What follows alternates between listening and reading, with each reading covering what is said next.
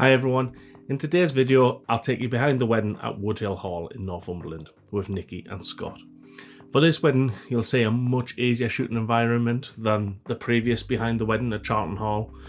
Some of the key players in making this wedding venue easier to shoot is the entire white olive room for the ceremony, and the speeches and the dinner are in an orangery surrounded by natural light, and the weather on the most part behaves itself for the majority of the day. So now that the intro is out of the way, let's dive in. Quick one before we jump in, guys. You can see the size of this timeline. It takes me ages to put these videos together, so please subscribe. Let's get into it. So, got to start with a bit of drone footage. So obviously this is Northumberland. You can see some nice cloud inversions. Obviously the site. It was quite a cold morning. It rained pretty much all the way up an hour's drive.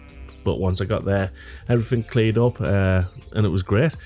There was a few trickles here and there through the day, but nothing that would wet you through. So it was a really good day anyway. But you can see the site's lovely. It's all encompassed. They've got a permanent TP up, which is beautiful inside and out. And it's just got some like nice quirky details, like the bike. Basically, when I'm doing details, and you should do as well, just look for things that make that site the site. People have booked it, so just document what's there. I mean, obviously if you've got a colourful dog, should we say it's a dog? We're going for dog. Photograph that. Step back as well, don't just think close in on all the details. Get venue shots from wide, medium, tight and tell a story. So here I've walked right down the drive to get more of the site. I also have the drone photos as well. Again, if you've got elephants in the garden, photograph them, but just get all the little details. You'll see this in pretty much all of the behind the wedding edits. You've just got to, knuckle down, look for nice interesting little things, even like signposts like this. And then pretty much the morning was, it was nice and steady. They've got the built-in kitchen, so obviously go and make a cup of tea. So I just made this tea, left it there, and then just kept coming back for a little drink here and there. But yeah, the venue is really nice. Got some lovely details. Again, we're just going to photograph these the best we can and capture them. Here I had to move a chair because I didn't want to stick them in the corner of my frame, so feel free to move furniture, but make sure you put it back afterwards. So hey, I'm just dragging it back into place. You can see it's a really cool room, nice details. You should be photographing pretty much everything in the rooms. Headed over to bride prep. Nice and steady this one. There was only about 4 or 5 girls in the room. And for this venue, I've shot there before. I think this was the cleanest I've seen this side of the room. There was very little mess. So, I mean, the towels, I don't even think have been touched there. So I photographed that. The bath was still in pristine condition as well. Don't think it possibly been used yet. And here you can see I'm just feathering the light onto these rings. I don't usually do too many detail shots like this, but she had the rings with her, so we set them up on some flowers, and obviously the box was green, so I set them up on greenery as well. Here you can see the olive room, pure white, lovely room. There's not much more to say. Get some really nice shots of it. It's got real Santorini vibes. Flowers were beautiful from Juliet, the Enchanted Florist in Durham, and here it is as a set of photographs. So if you don't use survey mode in Lightroom, you should. So once you've edited a set, so here obviously there was about 10-12 photos of this room, press N on your keyboard with them all selected and just make sure that they all are cohesive and fit together. Guests start arriving, so head out, photograph. This is Scott, by the way, in the grey suit. He's the groom. So just go out, photograph guests arriving, doing their thing, having chats. You can see Grandad here. And then the groom's obviously having a couple of beers with the best man. I don't need to teach you how to suck eggs here, really, guys. Just photograph what's happening. Head back over to bride prep. Obviously, Nikki's now got the dress on. We do the first look with Dad. Someone says, should I go and get him? I usually get him, which is why he's got a bottle in his hand. If I'd have got him, I'd have told him to put that down. So yeah, what can you do? But nice moment still. Move around, as you can see, and then look for reactions. People will cry, so we've got mum shedding a tear as well. But yeah, you just gotta move around. Don't just stick in one place. Headed back over to the guests before the ceremony. Got a couple of shots of people sat around talking and chatting, and then it's time for the ceremony. Boys heading for the ceremony. We shot the dogs as well before this, but I haven't put the pictures in. Mum obviously heads on down. Guests start arriving. Again, step back. Don't always just stay in the... Obviously, I like to work close, but you've got to remind yourself sometimes to step back and capture what's happening as an overall. Inside, obviously, just before the girls come in, so the bride and the bridesmaids are walking down. I shoot these on the 85, hence why there's no video footage really, apart from when they get near the end, I flip the 35 up to get, obviously, the closer to me, so I need my 35, hence why we've got video footage. Again, just look for, there's probably going to be a cuddle from dad when they get to the end, so make sure you capture that. It's about anticipating the moments, and once you've done enough weddings, you'll know these little intricacies are going to happen. Like, you'll know someone's going to give a hug when, and there'll probably be a kiss there, or there might be a high five after this. So you'll learn that the more the weddings that you do. But yeah, it's a really easy room to shoot in. Got a lot of window light coming from the left. It's bright white. It's probably one of the easier shooting environments you could hope for, to be fair, especially in relation to, say, the ceremony room at Charlton Hall from the last video with all the LED spotlights and things like that. Again, just focus on bride and groom, hands. Don't be afraid to step in and get closer. You don't have to just stand in the corner and not move. Usually if it's a registrar type ceremony, you can move around a little bit, get tight and get close. Here I'm waiting for them to come back down the aisle, so I've headed outside just to get a different perspective and actually shot from outside looking in, and I really like this photo. And then I've headed back down. I've headed into the middle of the aisle, halfway down. Don't just stand right at the back. If you go halfway down, you can then track back with them and get different types of shots as they're moving, rather than looking like a static shot and the bride and groom just getting closer and closer at the camera.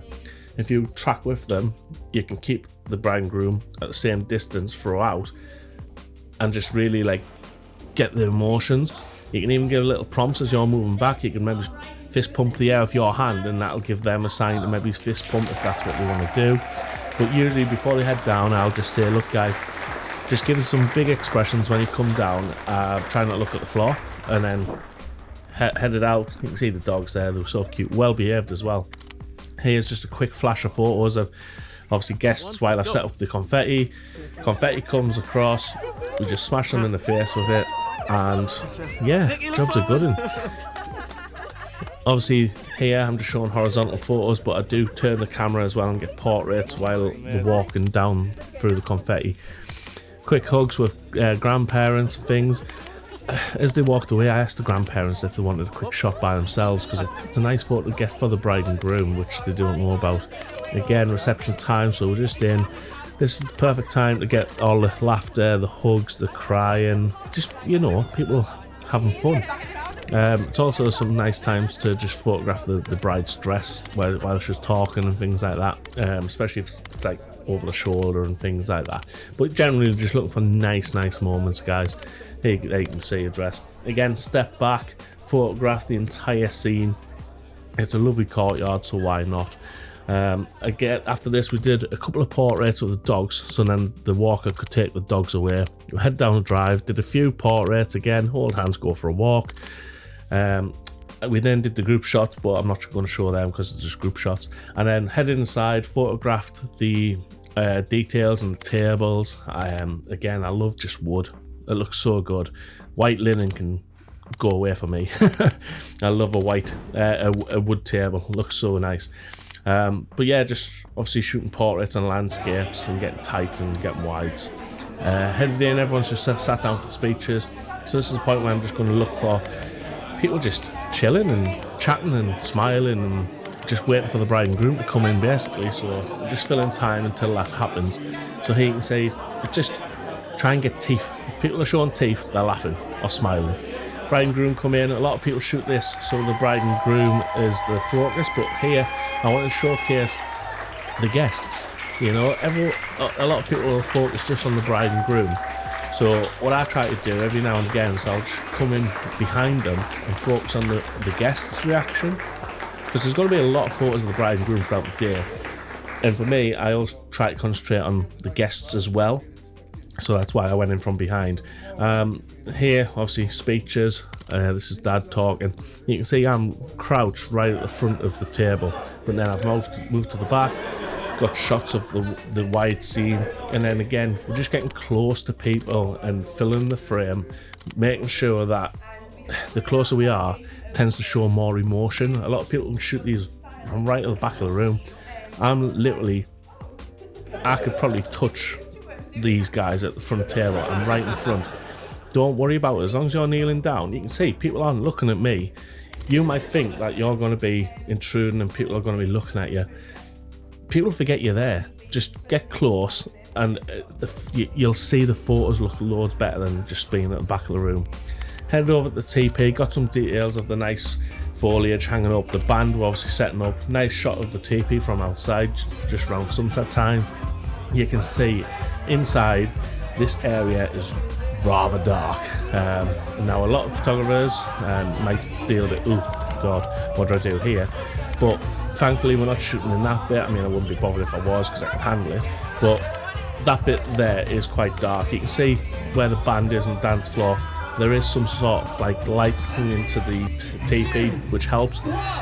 Cutting the cake, 4 or 5 shots. They tend to have a few different type of reactions while they do this, and then straight into the first dance. Again, they're sort of lit from these lights on the TP. So a lot of these shots here are just natural light. There's no flash going off.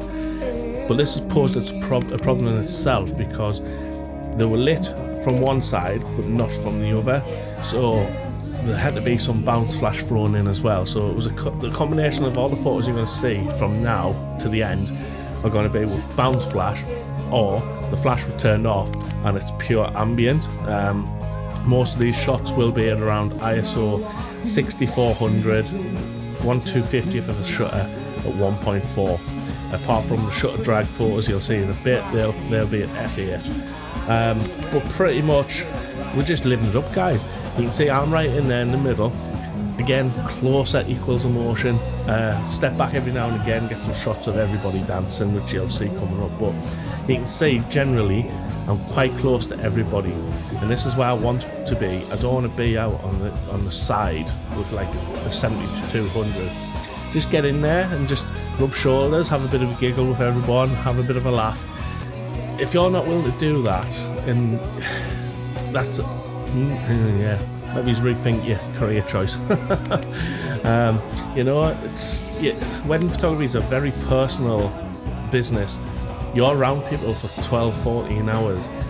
If you don't feel comfortable by this point in the day getting on a dance floor with people, you know, there's probably something wrong. But there's always one person at a wedding that absolutely gives you the gold. I've mentioned this before, and for this wedding it was one of the bridesmaids called M, and even at 10 o'clock in the morning she was dancing in bride prep, so she was going off it. So obviously I got quite a few photos of her, because she was the one that was giving us the gold. But make sure to photograph everybody. Like I said, step back, get some shots of everybody dancing, and just enjoy it, guys. You know, try your best to get a photo of everybody. I mean, this is M. She's absolutely nuts. She's class though. Love it. Groom's having a good time. Again, M doing her thing. There'll always be one at every wedding that will give you the good stuff. But you can say I'm tight in. Everybody's having a good time. Again, this wedding, it tended to be the same sort of people: bridegroom, bridesmaids, a couple of the groomsmen, and then there was a majority who was sat down at the back, where every now and again they would get up. It was a smaller wedding. I think the entire total for the wedding was maybe 45, 47 people, but we had just such a good time. Again, you don't have to shoot landscapes, you grab a few portraits while you're at it, but yeah, you've heard from me. Here's the whip pans, f8, flash directly pointed at them, third of a second shutter speed, ISO probably 100 or 200, and then as I take the photo, just spin the camera, get the light trails. Really simple. But I'm going to leave it there, guys. Just watch the rest of the photos, and I hope you enjoyed. Please subscribe, drop a comment, and I'll see you in the next video.